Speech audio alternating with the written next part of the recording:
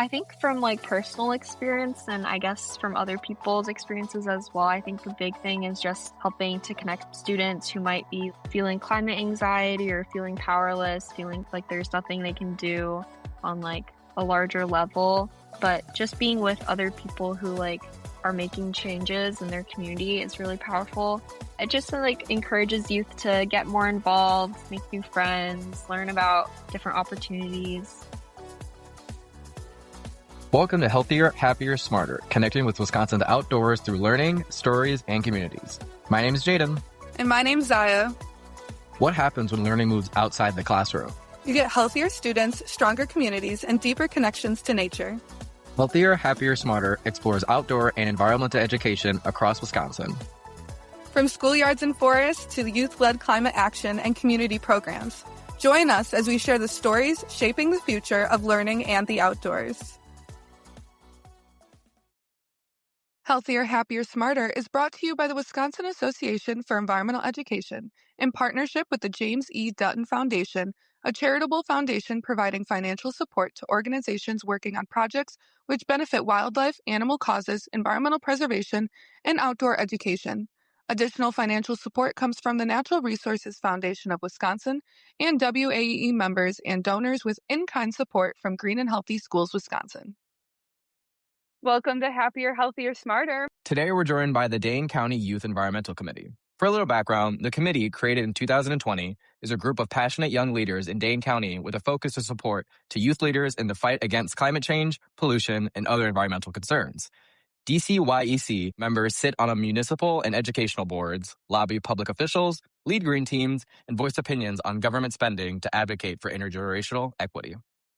Hi, Ayelet and Nina. It is so great to meet you today. And as you know, this podcast is based on the idea that connecting to the environment and taking learning outside through environmental education makes us healthier, happier, and smarter.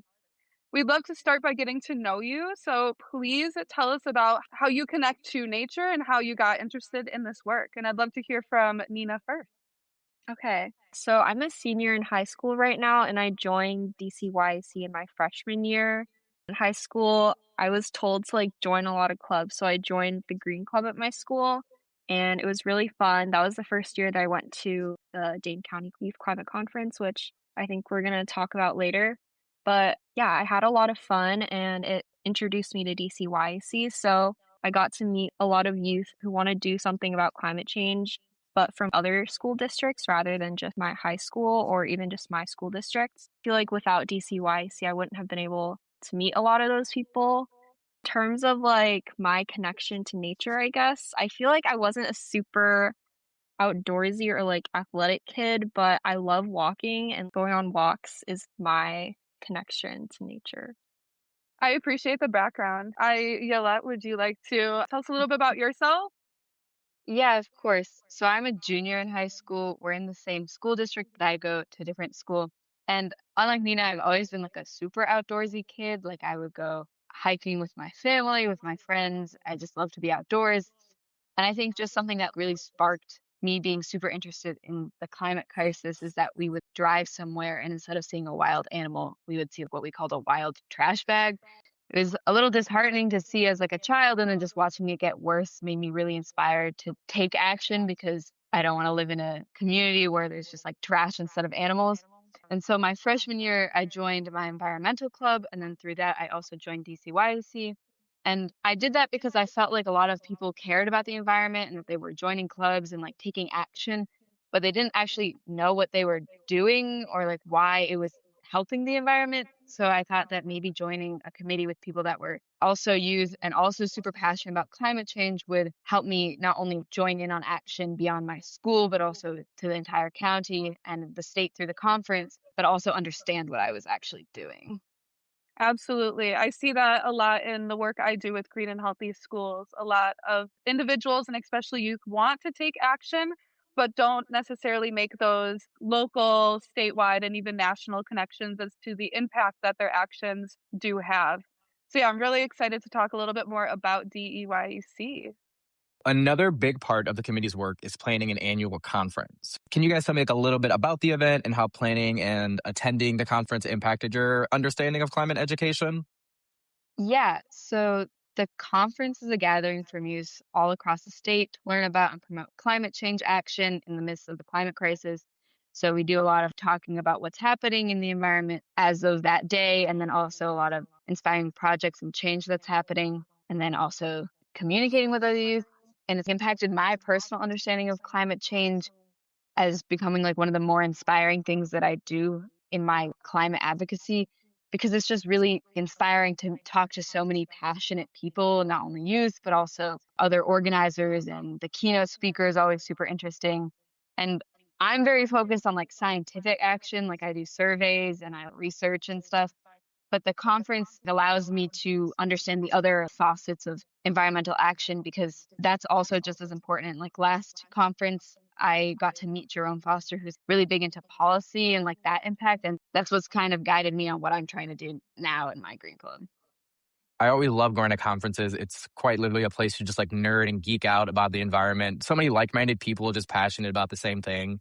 Welcome in, Brooke. We're talking about your committee's work in planning the annual conference. So if you want to like give me a little spiel about what you think about the event, and if you want to introduce yourself as well, feel free. Hi, my name is Brooke. I'm a junior at Wanakee. I love attending and planning the conference. I'm planning to be a little bit more involved in the planning this year, but I've been attending since freshman year. And the thing I love most about it is just connecting with other people our age who are also very passionate about the environment. And it's very inspiring to see the action that other people are taking. Inspiring is definitely the right word. It's really just like a spark of passion I get when I go to these conferences. Nina, if you want to tell us a little bit about the event too and your favorite part. Yeah, sure. I've also been attending since my freshman year. So it's always just really cool to meet people from across the state. Sometimes, like, Dane County can feel like a little bit of a bubble, but like meeting people from Milwaukee, Wausau, even like sometimes we have people from Illinois who come. So it's really cool to see that. And my favorite part is probably the student presentations, just to like hear what other green teams are doing. And it always gives me, like Brooke mentioned, inspiration for what I can do. And yeah, Ayelet mentioned that her niche is like scientific stuff. I feel like for me, if I had a niche, it would be more of like climate policy stuff. I'm really interested in like lobbying. And yeah, last year I was able to reach out to Jerome Foster and ask him to be our keynote, and he actually accepted, which I was really like surprised at the time because I feel like he's a big national figure. So yeah, it was really cool to like meet him and just be in contact with him. And I think the conference is just a really great opportunity because it's free, and so it's easy for people to like access it, unlike other conferences where I feel like it's mostly adults and a lot of times you have to like pay money to enter. Thank you all so much for talking about your experiences with the annual conference. But I'd love to rewind a minute and talk a little bit about the committee itself and whether starting that annual conference was always the goal of the committee or it just kind of transpired over the years to what it is now.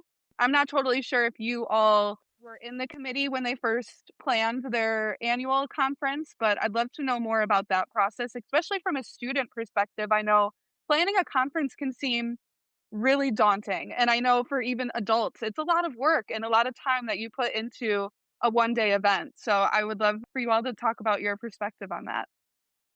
So the conference is not the only thing that DCYEC does. It's something that we always help plan. The conference has been going a little longer than DCYEC, I think. Not 100% sure about that fact. But essentially, once the conference planning season starts coming around, people in DCYC that are interested in organizing it, especially like the leaders, will join in with a group of people that are organizing it and help organize it. But at the same time, we're doing like other projects and just meeting and stuff. I joined the like conference planning committee last year, and it's just a really cool group. It's an interesting like mix of people, I feel like, who help plan the conference. We have like a group of adults who kind of work on more of the logistics, and then a group of youth who make more of the like upfront decisions, I guess, like who's going to be the keynote or like organizing our group activity. And it's kind of cool to hear from like different demographics and age ranges and what they think would be best. Absolutely. And I'd love to paint the picture a little bit for our listeners on this annual conference. From my experience, it has been held at the Madison Area Technical College the last 3 years. I'm not totally sure if it's always been held there, but it's kind of one room where students, adults, educators, nonprofit organizations all come together to talk about climate change. And from my perspective, working for the state government, I don't always get to talk to youth personally and directly. And so hearing about the crisis, but also about the solutions and the strategies to action from our youth has been incredibly inspiring for me and helps me gain perspective on my own work and how green and healthy schools impacts our youth, but then how we can also support our youth in the amazing work that's already been going on. And so I know the conference has been growing over the years. I know originally it started as kind of Dane County youth, but recently it's opened up more statewide. And I think this past year there was over maybe 100, 200 students. Would you elaborate a little bit on that? Yeah, I think the first year started at Oregon High School, and then we kind of slowly expanded to Madison College being our venue. And yeah, like you said, this past year we kind of expanded it to statewide. And I think it's one of the only youth-led regional or like statewide climate conferences in the country, maybe. Like I'm pretty sure we don't have any in the Midwest at least. So I'm really hoping, I guess, in the future that like other states or other areas around the country also kind of adopt a similar plan and hold these conferences for youth in their area as well. But yeah, we're very lucky to be funded by the United Nations of Dane County organization. We work with people from Madison College and Kathy, who's the director of the Dane County Office of Energy and Climate Change. So yeah, we have a lot of really great mentors. As far as I've been going to the conference, it's been at MATC, and I wasn't able to attend this year, but between 2 years ago and last year, there was a noticeable difference in size. There were already people who are coming from outside of Dane County, so this year the decision was made to make it all of Wisconsin, which I think will keep encouraging those people to show up and the numbers to keep growing. Absolutely. I know, I think it was 2 years ago, the committee led a youth activity where we all sat around a table and were given different countries to emulate and represent in the idea of how climate change affects all countries differently and how they can work together to strategize how to kind of mitigate those climate impacts. And I found that activity to be one of my favorites. I still think about it to this day. And, the climate crisis is so much bigger than just us. It is a worldwide problem. And although we're doing things in a local way, there's still ways that we can integrate that worldly aspect of it and really get people thinking about how it's impacting us at a larger scale. So again, one of just my favorite things about the conference is that youth perception on things, especially such a huge crisis. I know Ayelet talked a little bit about the committee's other projects, and I'd love to learn more about some of the other work the committee does throughout Dane County or within your schools. I can expand on that a little bit. So, recently, what the committee has been focusing on is researching and sending out this informational letter about the impact of AI on the environment and schools' usage of AI, because lots of students have noticed that, like, teachers and students alike will use AI as implement it into their education and just teaching style, which is something that the committee and like the students on the committee are really passionate about changing, because this normalization of AI can have like a really big impact on the environment. And so we recently did that. And then we're also working on attending I think it's the Eco Latinos bilingual like environmental fair. So we're going to have a booth there with the Dane County Office of Energy and Climate Change. And then school wise, what I've been doing is like got inspiration from a different member on the committee to do a recycling project. So my environmental club, we did this like assay on the levels of contamination in the trash after each school day over like a winter period because we normally do cleanups, so we couldn't do that. And we found some like really shocking evidence that the recycling almost always had some item of trash, and that led the custodial staff to not be able to recycle it. And that was like increasing our district's environmental impact exponentially. So we're taking that to the district now, and that's very exciting. To add on to that, another thing I like about DCYEC is that we focus on doing outreach for like events that local organizations are doing or local green teams. So we work with organizations like Citizens Climate Lobby. During our meetings, we like to do like activities, for example, Climate Fest, which is like a climate game, I guess. And it's really fun actually. So it's very educational. That's just another example I wanted to add. For me, I've taken a lot of ideas and inspiration, like Ayelet said, and I've brought it to my own green team, and it's helped us try to get things moving at our school. It led us to do more research into our recycling, which we found out our school wasn't actually doing.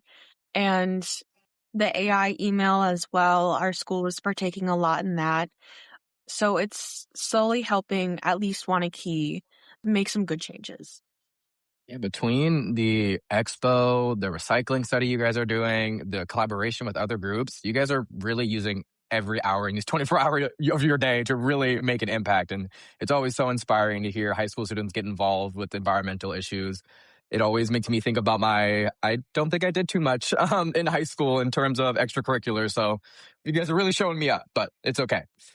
So, can you guys tell us a little more about how you think your work with the committee have made other students healthier, happier, and smarter?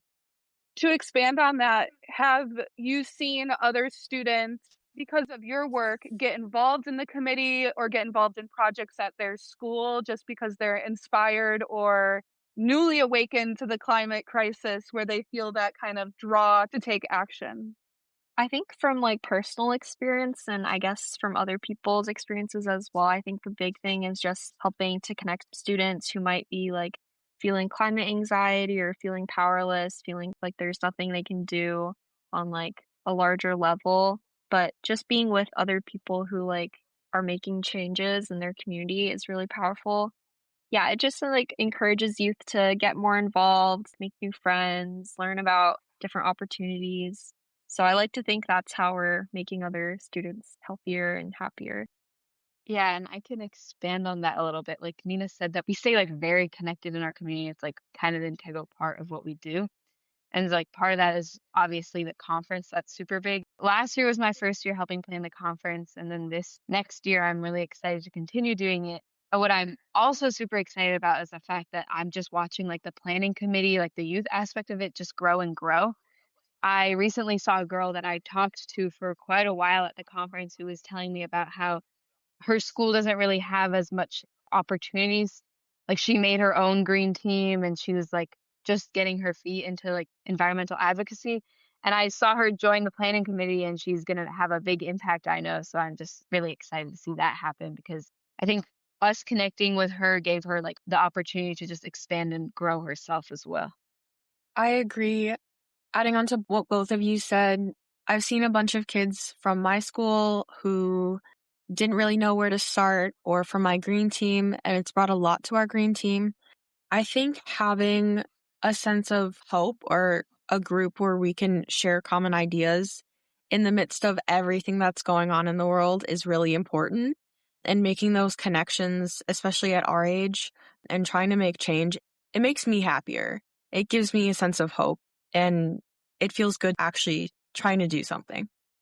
Yeah, I like how you guys like brought up climate anxiety and connecting with other people. It's so important to kind of find that community and connection during these trying times. So I really appreciate that your committee's kind of working towards that goal.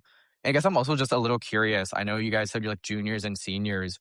How do you plan on carrying this forward with you, whether you go to college or anything or university? What do you guys plan on doing with all this experience you've developed? Since I'm a senior, I guess I can go first. I'm really interested in studying climate change's impact on health. And so, like, I think I'm planning on majoring in like biology, environmental science, public health, something like that. And yeah, I'd love to like get involved with research because obviously, like, a lot of areas, especially like low income areas, experience a lot more like pollutants, and that can impact cancer rates and stuff like that. And so, something that I learned a lot about through DCYEC, through the conference, and just taking environmental science classes. So, that's how I hope to continue my involvement in the future. That's a big goal. You guys have a lot to follow. I don't know. She's planning on doing a whole lot. We'll see. No. I don't know. No, that's so good. Yeah, I'm a junior, so I still have like one more year with DCYC and planning the conference, which I'm super excited about. Like I've been in my school's environmental club and green teams for a while now, but like this county and state level has been sort of new to me this past year, so I'm really excited to continue that. And then don't have some concrete plans for college yet, but I am definitely planning on staying with my scientific research focus. Nina was sort of talking about this already, but I'm super interested in the impacts of environmental racism and how we can combat that because a lot of it is the systemic issues and like it's not only environmental, but it's very much tied to our planet. And I think that's one of the most pressing issues that we're facing right now. And so I'm interested in researching that and helping advocate for change. You and I could talk about that for hours. I like that you brought that up. Go down that. I like that route. Go down there. I'm also a junior. I'm thinking I want to go I want to major in environmental science because I love the research aspect of it and just finding out the why behind everything, I guess. But I've always felt very close to nature and animals. So I would also love to go into more of like ecology and conservation because I think protecting the wildlife, especially in Wisconsin, like native lands and native species, I think that's really important to protect. Wisconsin is the place to be. Beautifully said, Brooke. And actually, just not to show preference on any college or any program, but me and Jaeden did meet through the Conservation and Environmental Science undergraduate program at UW-Milwaukee. That's how we met and we became friends and how we're here today. So there's also a couple of other things that throughout today's podcast I've been thinking about recycling in schools. I first want to talk about that in terms of it is mandated by law that schools need to recycle. And the DNR also just published some new recycling in Wisconsin school web pages for guidance for schools and school districts. So for our listeners who are interested in learning more, that could be a great resource to look into. I also wanted to showcase Nina for a moment. She was awarded the Wisconsin Association for Environmental Education Student of the Year in Let's 2025 for go. her work. And that's actually how I met Nina originally. And so, Nina, I'd love if you talk just for a moment about that award, how you received that award, and your experience. Sure, thank you.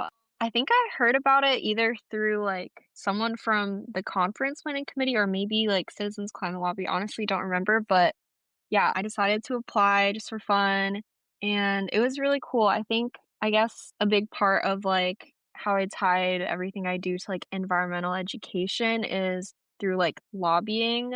I guess that's another, like I said, thing that I'm interested in, but yeah, with like Citizens Climate Lobby with CCL, I was able to go to like Washington, D.C. and lobby Congress and then also do like some virtual lobbying just here at home. But yeah, it taught me a lot about like how the government tackles climate change.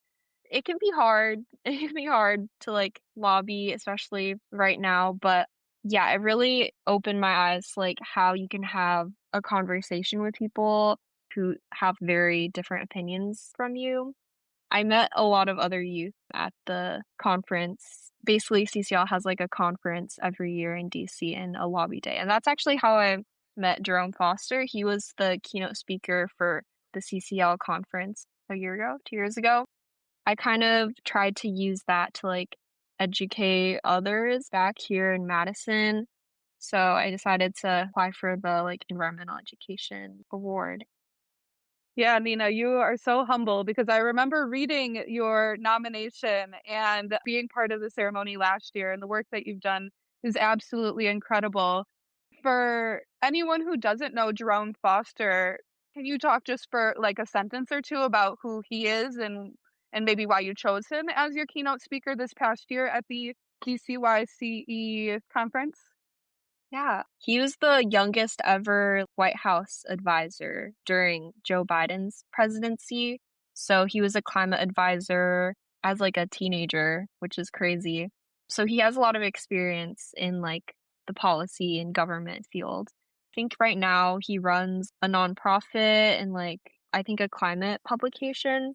But yeah, I think I saw him as really fitting as like a keynote speaker for the Wisconsin Youth Climate Conference because he is so young and he's done so much as a teenager. So I was hoping that he could inspire other teens and high school students to show them that they can do something even though they're like young. And yeah, he's really inspiring. Thank you for that, Nina, because I truly had no idea who he was. So that was for me. So I appreciate that explanation. It does now give me context. So thank you. So, as we're wrapping up today's podcast, I want to give you each an opportunity. If there's a resource that you want people to find, if there's an organization that you absolutely love, if there's a project that you're excited, looking forward to, anything that you kind of want to add and tell our viewers. Yeah, I guess DCYEC is always looking for new members, so that if you're listening to this and you're a high school student, make sure to check out our website. It's dcyec.org. If you Google us, we should come up. And then also, I guess this is a little cliche, but try to find your environmental club in your college, in your high school, in your community. Just try to get involved some way. I don't have like a specific resource, but just like try to learn as much as you can. It's always helpful. I guess I'll plug Citizens Climate Lobby. It's a national nonprofit, nonpartisan organization, but we have a chapter in Madison and I think in other areas of Wisconsin as well. I think it's just citizensclimatelobby.org if you're interested in joining. And also, you can always contact your representatives, your senators. It's really not that hard. And we're lucky to have a representative in my district, at least, that is very supportive of climate policy, but it's always helpful to contact your representatives. I think DCYC and CCL, I would love to join CCL if I find the time. They're both great for even if you just want to learn more about the climate crisis. And then you can always start an action locally or even within your family because everything starts on a small scale. So just one person practicing sustainability will inspire others to do so as well. Yeah, and I know just for like my own personal curiosity, I've never been to your guys' conference, but you've really sold me on it. Like I feel like I am missing out. So can you guys tell us a little about when the next one is going to be and if our listeners can support it in any way? Yeah, so we're still in like the early planning phases of the conference. It's always about mid-November at MATC again this year on a Saturday. And then we don't have any of like the specific information, like who the keynote is going to be, but we're trying to stick on the theme of storytelling and connecting. So we're going to be talking about that at the conference again, and we'll highlight like student presentations and local organizations will be there again, free food again. So yeah. Awesome. Thank you. Yeah, I can't wait to go. I've really been picturing it in my head since we started, so I'm looking forward to it. But thank you so much to the Dane County Youth Environmental Committee for joining us today. You guys are so inspirational, and your efforts and leadership are a powerful reminder of how environmental education and community action can create positive change. So thank you. Thank you all for joining us. I appreciate it. And until next time. If you enjoyed this episode of Healthier, Happier, Smarter, please take a moment to follow the podcast and leave us a rating or review. It helps more people discover the show and enjoy the conversation about connecting health, learning, and the natural world. You can also stay connected with the Wisconsin Association for Environmental Education at waee.org or find us on social media for resources, upcoming events, or more stories from educators and community leaders across Wisconsin. Thanks for listening, and until next time, keep exploring, connecting, and learning.